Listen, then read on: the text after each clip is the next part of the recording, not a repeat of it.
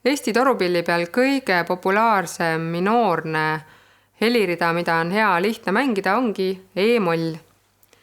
E-molli mängides sa ei pea mõtlema, et peaksid avama või sulgema poolikuid sõrmeavasid. E-burdoon on meil ka olemas. Nii, et avame burdooni.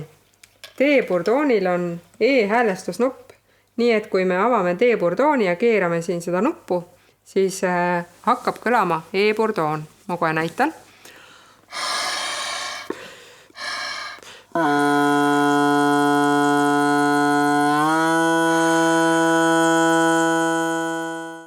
Niimoodi on sul olemas E-burdoon ja sõrmilisel E-helirida mängides mängidki juba E-molli.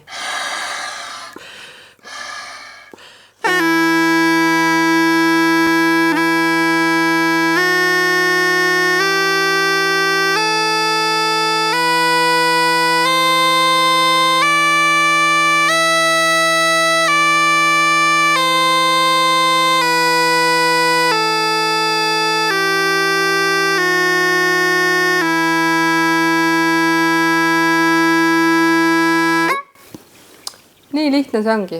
Ja nüüd lugude juurde.